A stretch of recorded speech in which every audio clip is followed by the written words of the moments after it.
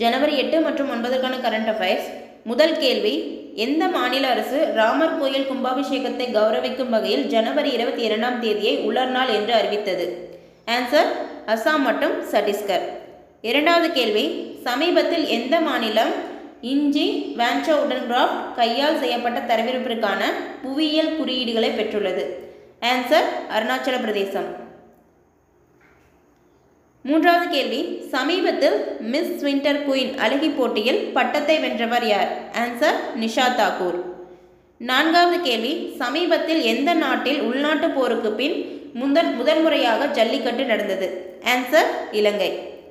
ஐந்தாவது கேள்வி, கலோனுனியா அரிசிக்காக புவியியல் குறியீட்டை பெற்றுள்ள மாநிலம் எது? ஆன்சர், மேற்கு வங்காளம். ஒன்பதாவது கேள்வி, சமீபத்தில் கோல்டன் குளோப் விருதினை வென்றுள்ள இயக்குனர் யார்? Answer, Christopher Nolan. ஒப்பீமர் அப்படிங்கிற படத்துக்காக இவர் பார்த்தீங்கன்னா கோல்டன் குளோப் விருதை பெற்றிருக்காரு. இந்த விருது சிறந்த இயக்குனர் பிரிவில் வழங்கப்படுகிறது. இந்த படத்தின் கதாநாயகனாக சிலியன் மார்ஃபிக்கு சிறந்த நடிகர் விருது கொடுத்திருக்காங்க. ராபர்ட் ரவுடி ஜூனியருக்கு துணை நடிகர் விருதும் கிடைத்துள்ளது. ஏழாவது கேள்வி, 2030ஆம் ஆண்டுக்குள் உயர்கல்வி மாணவர் சேர்க்கை எவ்வளவு சதவீதம் உயர்த்த இலக்கு நிர்ணயிக்கப்பட்டுள்ளது? ஆன்சர், 50%. எட்டாவது கேள்வி, எந்த மாநிலத்தில் தண்ணீர் மீது சூரிய ஒளி உற்பத்தி மூலம் மின்சாரம் செய்யும் நிலையம் அமைக்கப்பட்டுள்ளது? அதாவது தண்ணீர் மேலே பார்த்தீங்கன்னா சோலார் போர்ட் சிஸ்டம் வச்சு அதன் மூலமாக மின்சாரம் செய்கிற உற்பத்தி நிலையம் எங்கே அமைக்கப்பட்டிருக்குன்னா மத்திய பிரதேசம் நர்மதை ஆற்றில். ஸோ நர்மதை ஆற்றுக்கு மேலே தான் பார்த்தீங்கன்னா அந்த தண்ணிக்கு மேலே சோலார் சிஸ்டம் போர்ட்ஸை வச்சு அதன் மூலமாக மின்சாரம் உற்பத்தி செய்கிறாங்க. ஸோ எங்கேன்னு பார்த்தீங்கன்னா மத்திய பிரதேசம் நர்மதை ஆற்றில் ஓப்காரேஷ்கர் பகுதியில். ஓகேங்களா? ஸோ அங்கே தான் பார்த்தீங்கன்னா இந்த நிலையம் அமைக்கப்பட்டிருக்கு. நெக்ஸ்ட் ஒன்று பார்த்தீங்கன்னா இது உலகிலேயே அதிக அளவில், அதாவது 600 மெகாவாட் சூரிய ஒளி மின் உற்பத்தி செய்யும் நிலையம் அப்படின்னு சொல்கிறாங்க.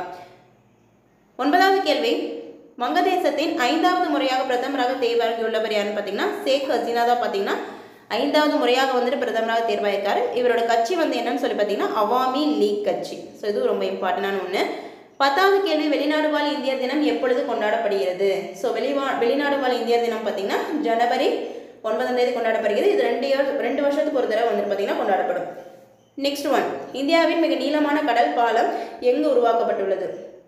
ஸோ எங்கேன்னு பார்த்தீங்கன்னா மகாராஷ்டிராவில் தான் உருவாக்கப்பட்டிருக்கு. சிப்ரி டு நவேசா இடையே இந்த பாலம் உருவாக்கப்பட்டிருக்கு. இதோட நீளம் பார்த்தீங்கன்னா 22 கிலோமீட்டர் தொலைவுடையது. இந்த பாலத்துக்கு பார்த்தீங்கன்னா அடல் பிகாரி வாஜ்பாய் அப்படின்னு சொல்லிட்டு பெயரிடப்பட்டிருக்கு. அடல் பிகாரி வாஜ்பாய் சிப்ரி டு நவேசா அடல் சேது என பெயரிடப்பட்டுள்ளது. நெக்ஸ்ட் ஒன், இந்திய ஒலிம்பிக் சங்கத்துடைய தலைமை நிர்வாக அதிகாரியாக நியமிக்கப்பட்டுள்ளவர் யாருன்னு பார்த்தீங்கன்னா ரகுராம் ஐயர். ஓகேங்களா? ரகுராம் ஐயர் தான் பார்த்தீங்கன்னா சமீபத்தில் CEO of Indian Olympic Association. 13வது கேள்வி, 2023இல் இந்தியாவில் பெண்களுக்கு சிறந்த நகரம் எதுன்னு சொல்லி தேர்வாயிருக்குன்னு பார்த்தீங்கன்னா சென்னை தான் பார்த்தீங்கன்னா இந்தியாவிலேயே பார்த்தீங்கன்னா பெண்களுக்கான சிறந்த நகரம் அப்படின்னு சொல்லிட்டு தேர்வாயிருக்கிறது.